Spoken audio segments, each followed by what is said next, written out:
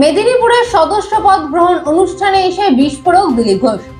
বাংলাদেশ ভিখারির দেশ, মোহাম্মদ ইউনিস চোর, জেল খেটেছেন।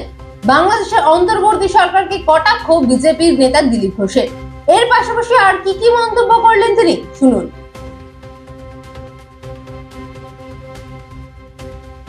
বাংলাদেশে কিছু প্রাক্তন ফৌজি যারা ঢাকাতে মিছিল করছে এবং বলছে যে বাংলাকে 4 দিনের মধ্যে দখল করব, কি বলবেন? বাংলাদেশে আবার ফৌজি আছে নাকি? তারা কোনোদিন লড়াই করেছে? কোনোদিন বাংলাদেশের ফৌজ আছে কেউ জানে? তারা কোনো যুদ্ধই করলো না, তারা ভারতকে দখল করে নেবে? যাদেরকে আমরা বাঁচিয়েছিলাম খান সেনার হাত থেকে, কমপক্ষে কৃতজ্ঞতা থাকা উচিত তাদের। নাহলে তো আমাদের সিভিক পুলিশই পিটিয়ে ঠান্ডা করে দেবো ওদেরকে এলে। কেন এইসব বড় বড় কথা বলছে? ভিখারির দেশ, তারা জানে না কোথা থেকে কী হয়, খেতে বা কাল কী খাবে ঠিক নেই, তারা ভারতের বিরুদ্ধে যুদ্ধ করছে।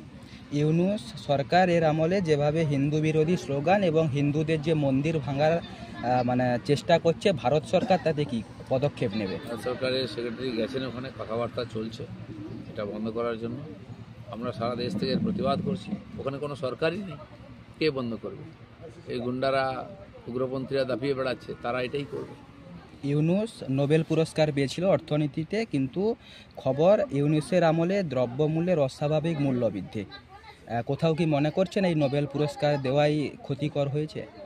লোকটা চোর, জেল খেটেছে, তার কাছ থেকে কী আশা করা যাবে? দুর্নীতিগ্রস্ত একটা লোক, সে কী করে দেশ চালায়? তার কোনোদিন কোনো অভিজ্ঞতা ছিল না প্রশাসন চালানোর, তাকে মাথায় বসিয়ে দিয়েছে সরকার। নেই আর কিছু চ্যাংড়া ছেলে, কিছু এই ধরনের দুষ্কৃতকারী, তারা দাপিয়ে বেড়াচ্ছে। দুর্ভাগ্য এটা। বাংলাদেশের ভবিষ্যৎ খুবই অন্ধকারের দিকে যাচ্ছে। এখন যদি ভারত বাংলাদেশের যুদ্ধ হয় তাহলে কি পরিস্থিতি দাঁড়াবে? বাংলাদেশ যুদ্ধ কোনোদিন হবে না, যুদ্ধ করার ক্ষমতাও নাই। আমাদের দয়া ওরা বেঁচে আছে। কিছু লোক চিৎকার করছে, ওরা জানে 2 দিনের মধ্যে ভারত ওকে নাস্তা বানিয়ে দেবে। তো কিছু লোক চিৎকার করে, এরকম পাকিস্তানেও কিছু লোক আছে, সেখানেও ভিখারি হয়ে গেছে, এরাও ভিখারি হয়ে যাবে। চলো।